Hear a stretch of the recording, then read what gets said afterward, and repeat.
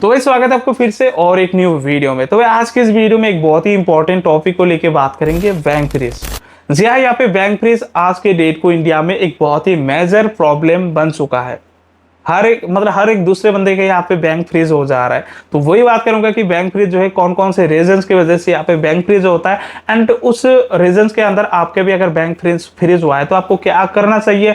अगर bank freeze होता है तो ऐसे पर रहने देते तो आपके साथ क्या क्या हो सकते हैं, फिर क्या होगा, वो सारे डिटेल्स में बात करेंगे इस वाले वीडियो पे। ठीक है, तो वीडियो बहुत ही इन्फॉर्मेटिव होने वाला, वीडियो के अंत तक बने रहना।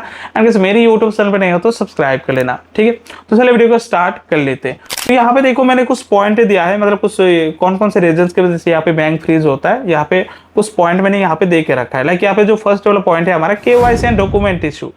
तो देखो आपका अगर bank account KYC and document issues की वजह से बैंक फ्रीज होता है तो ये नॉर्मल है। आप जस्ट बैंक विजिट करो, आईडी प्रूफ, एड्रेस प्रूफ, सारा डॉक्यूमेंट लेके जाओ, उनको दो पैन कार्ड वगैरह, तो आपका जो बैंक फ्रीज है वो अनफ्रीज कर देगा बैंक वाले ही। ठीक, एंड सस्पिशियस ट्रांजैक्शन। तो देखो अगर अकाउंट में अनयूजुअली या हाई वैल्यू ट्रांजैक्शन होता है, जैसे कि बहुत बड़ा डिपॉजिट या फिर विड्रॉल, ठीक, फॉरेन ट्रांसफर या फिर क्रिप्टो वाली एक्टिविटी एक्सेट्रा, तो आपका अकाउंट यहाँ पे फ्रीज हो सकता है सस्पिशियस ट्रांजैक्शन की वजह से। ठीक है, एंड तीसरा जो है loan EMI credit card default. तो यहाँ पे देखो अगर किसी लोन या क्रेडिट कार्ड का पैसा अभी तक ड्यू है, आपने पेमेंट नहीं किया, तो सेटल नहीं हुआ, तो आपका बैंक अकाउंट यहाँ पे फ्रीज हो सकता है। लाइक यहाँ पे 4 नंबर जो है हमारा court order and legal case. तो देखो कोर्ट के ऑर्डर पर भी अकाउंट फ्रीज किया जा सकता है, लेकिन ये जो है सिविल या फिर क्रिमिनल केस पे ही होता है। ठीक है, लीगल केस पे होता है। बाकी 5वां पॉइंट हमारा government and income tax department order. अगर टैक्स ड्यू है, जीएसटी इशू या फिर ब्लैक मनी सस्पिशियस हो तो अकाउंट फ्रीज हो जाता है भाई। ठीक, एंड हमारा जो 6 नंबर का पॉइंट है साइबर क्राइम या फिर फ्रॉड कंप्लेंट। तो देखो अगर किसी ने कंप्लेंट किया है, उसका पैसा स्कैम से तुम्हारा मतलब आपका अकाउंट में आया, तो आपका जो आया है तो आपका भी अकाउंट यहाँ पे फ्रीज हो सकता है अगर बंदे ने रिपोर्ट किया, कंप्लेन किया तो। ठीक है, मतलब देखो यहाँ पे क्या क्या सीन हो सकता है, सारा कुछ मैंने आपको बताया, पॉइंट बताया। लेकिन यहाँ पे अभी के टाइम पे भाई आज के डेट को आपको अगर पॉइंट बताओ, आज के डेट को जो मैक्सिमम अकाउंट फ्रीज हो रहा है सारा यहाँ पे जो है सस्पिशियस ट्रांजैक्शन की वजह से अकाउंट फ्रीज हो रहा है। लाइक यहाँ पे देखो काफी ज्यादा भाई, देखो आज के डेट को गेम मतलब ऑनलाइन जो गेमिंग एप्लीकेशन है उनका क्रेज कितना है आपको अंदाजा होगा भाई। ठीक है, एंड वही गेम खेल के अगर कोई बंदा 100 रुपीज का विड्रॉल लेते तो उनका अकाउंट यहाँ पे फ्रीज हो जाता है। हर विड्रॉल पे नहीं होता, लेकिन चांस रहता है, होता भी है।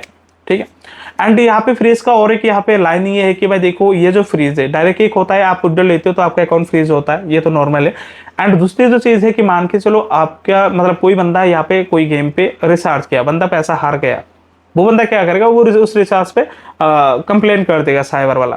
ठीक, वो पैसा मान के चलो वही गेम पे आपने रिचार्ज करके खेला, मतलब एंड खेल के आपने अपने बैंक में विड्रॉल लिया, तो वो बंदे ने जो रिपोर्ट किया वो रिपोर्ट वाला पैसा आपके अकाउंट में भेजेगा। ठीक, वो रिपोर्ट वाला पैसा जब आपके अकाउंट में आएगा एंड आप उस पैसों से जो भी यूपीआई के थ्रू किसी मतलब जिसको भी दोगे, ठीक है, आपका अकाउंट फ्रीज होगा। नेक्स्ट क्या होगा, जिस बंदे को दोगे वो बंदा मतलब उस बंदी का भी अकाउंट फ्रीज होगा, एंड वो बंदे जिनको देगा उनका भी फ्रीज होगा। ये same system layer system 7 layer तक फ्रीज होता है।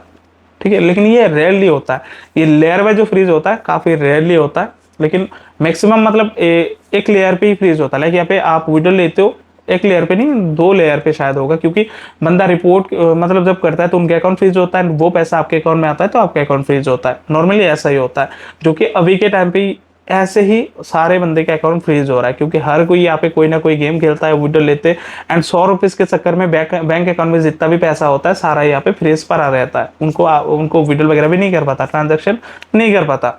तो मान के चलो अब गेम खेल के 100 रुपीज यहाँ पे विड्रॉल किया अपने बैंक अकाउंट में, एंड अपने बैंक अकाउंट में 1 लाख 2 लाख 3 लाख जितने भी अमाउंट होगा वो 100 रुपीज के चक्कर में अपना अकाउंट जो है फ्रीज हो जाएगा, एंड वो सारा अमाउंट भी फ्रीज हो जाएगा।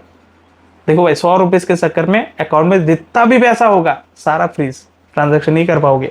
ठीक है, अगर लेयर बेस हुआ तो आप जिसको दोगे उनका भी फ्रीज, वो जिनको देगा उनका भी फ्रीज। तो अभी हाल है ऐसा। ठीक है भाई, तो यहाँ पे देखो आपका भी अकाउंट कोई गेमिंग विड्रॉल या फिर कोई थर्ड पार्टी एप्लीकेशन के विड्रॉल की वजह से फ्रीज हुआ है साइबर से, तो आपको क्या करना चाहिए, एंड अगर कुछ नहीं करते तो आपके साथ क्या हो सकता है उसके बारे में बात कर लेते हैं, जो कि हर एक बंदे का क्वेश्चन होता है ये। ठीक, तो यहाँ पे देखो मान के चलो अपनी कोई गेमिंग फंड या फिर थर्ड पार्टी एप्लीकेशन से या फिर P2P करके भी होता है भाई, यूएसडीटी सेल करते हो, P2P करते हो, तो भी आपके अकाउंट फ्रीज होता है अगर वो सस्पिशियस पैसा आपके अकाउंट में आता है तो, क्योंकि आप तो नहीं जानते कि वो सामने वाला बंदा कौन सी पैसा दे रहा है, कोई फंड, गेमिंग फंड दे रहा है या फिर कोई और पैसा दे रहा है, ठीक। तो P2P से भी फ्रीज होता है। तो देखो, मान के चलो आपका जो अकाउंट है वो गुजरात से या फिर हैदराबाद, जहाँ से भी आया है आपका, बेंगलुरु, जहाँ से भी, या फिर कर्नाटका से भी होता है, जहाँ से भी फ्रीज हुआ है वहाँ पे सबसे पहले तो अपने बैंक जाओ। बैंक जाके आपको को ये पता लगाना होगा कि फ्रीज क्यों हुआ है। अगर साइबर सेल से हुआ है तो कौन से साइबर सेल से हुआ है, एक्नॉलेजमेंट नंबर वगैरह सारा को सब कलेक्ट करो, ठीक। कलेक्ट करने के बाद आपके पास एक ही ऑप्शन बचता है कि आप जहाँ से रिपोर्ट आया है लगा है उस साइबर ऑफिस आपको विजिट करना होगा, जाना होगा, सारे डॉक्यूमेंट्स विथ प्रूफ वगैरह लेके कि आप इनोसेंट हो, वो आपको मतलब प्रूव करना होगा वो साइबर सेल जाके, ठीक है। अगर सब कुछ सही रहता है, प्रूव कर देते, तो साइबर सेल जो है बैंक को मेल करेगा, नोटिस देगा कि हाँ ये अकाउंट अनफ्रीज कर दो, तब जाके बैंक वाले आपका अकाउंट जो यहाँ पे अनफ्रीज कर पाएगा, अदरवाइज नहीं कर पाएगा, क्योंकि उनके पास वो अथॉरिटी होता नहीं है, क्योंकि साइबर सेल से फ्रीज लगा, ठीक है। तो यहाँ पे देखो ये चीज सबसे पहले आपको जहां से लगा होगा वहां पे जाना होगा। एंड मैक्सिमम बंदों के साथ ये इश्यूज होता है कि देखो उनके बैंक में होता बहुत कम अमाउंट होता है, एंड जहाँ से फ्रीज हुआ है वो काफ़ी दूर होता है, तो कम अमाउंट की वजह से मतलब वहाँ पे जाना आना भाई काफ़ी खर्चा आ जाता है, इस वजह से छोड़ देता है कि भाई छोड़ो भाई क्या जाना क्या करना, ठीक है। अगर अमाउंट बहुत बड़ा है, फ्रीज हो रखा है, तो आप जा सकते हो। इनोसेंट आपको प्रूव करना होगा, कोई स्कैम में आप इन्वॉल्व नहीं हो ये प्रूव करना होगा, तब जाके आपके अकाउंट यहाँ पे अनफ्रीज होने का चांस रहता है, ठीक है। एंड अगर आप यहाँ पे कम अमाउंट है तो कम, मैक्सिमम बंदे कम अमाउंट की वजह से यहाँ पे छोड़ देता है कि भाई फ्रीज रहने देते, ठीक है। अगर देखो भाई काफी दूर पड़ता है, आप बिजी के चलते नहीं जा पाते वहाँ साइबर ऑफिस जहाँ से रिपोर्ट आया है, तो आप और एक काम कर सकते हो भाई, यहाँ पे लॉयर हायर कर सकते हो जो कि आपके वजह से मतलब आपके लिए वो लड़ेगा, सारा प्रूफ वगैरह वो दे देगा, ठीक है। तो लॉयर भी यहाँ पे हायर कर सकते हो। बाकी लेकिन अभी के टाइम में ना ऑनलाइन पे भाई, जहां तक मैंने देखा ऑनलाइन पे काफी ज्यादा लॉयर वीडियोस वगैरह बना रहा है, ये फ्रीज के चक्कर में ये वो एंड उनका डिमांड काफी हाई रहता है, अमाउंट हाई अमाउंट का चार्ज लेता है, सिर्फ चेक करने के लिए ही भाई 2-3 हज़ार का चार्ज करता है। बाकी केस को लड़ने के लिए भाई कितना लेगा वो तो पता नहीं, मैंने कभी बात नहीं किया, ठीक है। लेकिन काफी वीडियो मैंने देखा कि जहां तक मतलब वो जस्ट केस डिटेल्स निकालेगा 2-3 हज़ार 5 हज़ार चार्ज लेता है वो। ऑनलाइन पे काफी महंगा भाई, काफी महंगा पड़ने वाला है, मतलब हाई प्राइस चार्ज करता है। अभी उनको मतलब पता नहीं क्या कर रहा है भाई, लोगों को मतलब वीडियोस बना के लोगों को और मतलब डरा रहा है, ये कर रहा है वो कर रहा है। नॉर्मल इनोसेंट बंदे कभी 100 रुपये से विड्रॉल के गेम से उनकी वजह से उनको डरा रहा है कि जेल होगा, ये होगा, वो होगा, तो समझ सकते हो भाई। लेकिन भाई देखो डायरेक्ट इन्वॉल्व नहीं हो आपसे स्कैम में, तो आपको डरने की कोई ज़रूरत नहीं है।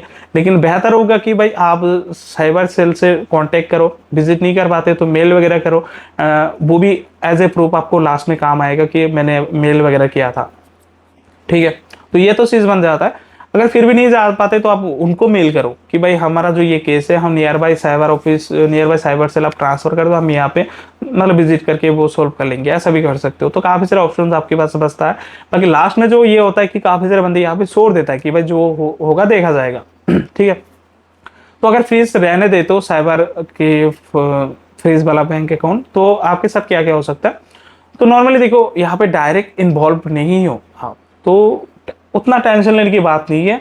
जहाँ तक मैं सोच रहा हूँ, मतलब सोच पाता हूँ कि अगर डायरेक्ट इन्वॉल्व नहीं हो किसी स्कैम में, जस्ट किसी एक दो विड्रॉल के वजह से आपका अकाउंट फ्रीज हुआ है, तो उतना टेंशन लेने की बात नहीं है।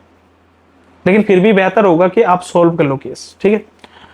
एंड अगर डायरेक्ट इन्वॉल्व हो तो भाई क्या, ठीक है। एंड डायरेक्ट इन्वॉल्व वाले फंस जाता ही है भाई, वो कहने की जरूरत नहीं है, फंस जाता है। टेंशन कौन करता है, जो नॉर्मल बंदे होते हैं, जो विड्रॉल के कारण फ्रीज वगैरह होता है, वही बंदा यहाँ पे टेंशन लेता है। बाकी वीडियो बहुत ही लॉन्ग हो रहा है, ठीक है, मैं ज़्यादा लॉन्ग नहीं करूँगा।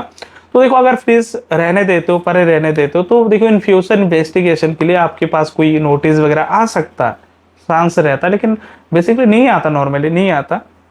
ऐसे ही मतलब केस अगर वहाँ से सोल्व हो गया तो, लेकिन यहाँ पे दिक्कत ये होता है कि जितना भी अमाउंट आपके बैंक में होता है वो फ्रीज ही पड़ा रहेगा भाई, आप उसे यूज़ नहीं कर पाओगे। इसलिए मैं कह रहा हूँ कि हाँ बड़ा अमाउंट है तो भाई अनफ्रीज करवा लो, ठीक है। बाकी ये गेमिंग विड्रॉल की वजह से सारा मतलब फ्रीज हो रहा है अभी के टाइम पे बहुत ज़्यादा भाई। नॉर्मल एक बंदा जो यूपीआई के बारे में जानता तक नहीं, ठीक है, दुनिया की मतलब हालत को देख के जस्ट क्यूआर कोड लगा लिया अपने दुकान में। कोई बंदा गेमिंग फंड लेके मतलब गेमिंग विंडो लेके 10 रुपीज उनको ट्रांसफर कर देता है, दुकान में सामान ले लेता है एंड दुकानदार का भाई फ्रीज हो जाता है बैंक अकाउंट। तो भाई आप समझ सकते हो कितना परेशान है अभी ये बैंक फ्रीज को लेके। ठीक है, भाई यहाँ पे देखो परेशान तो हर कोई है। बेहतर होगा कि भाई देखो इस पे ज़्यादा से ज़्यादा स्ट्रिक्ट करे या फिर ट्रांजैक्शन ही ना करने दे भाई, बैंक एलो ही ना करे ये सारे थर्ड पार्टी एप्लीकेशन में।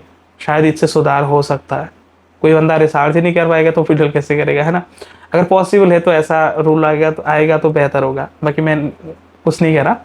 बाकी देखो ये सारा चीज़ है। बाकी इस पे और कोई डिटेल्स वीडियो चाहिए तो कमेंट कर देना, मैं और भी डिटेल्स में आपको समझाने की कोशिश करूँगा। होप कि ये वाला वीडियो आपको अच्छा लगा। काफ़ी सारे क्वेश्चन का आंसर आपको इस वाले वीडियो पे मिल गया। ठीक है, तो चलिए मिलते हैं इसके साथ वीडियो में, तब तक के लिए टाटा बाय बाय, जय हिंद।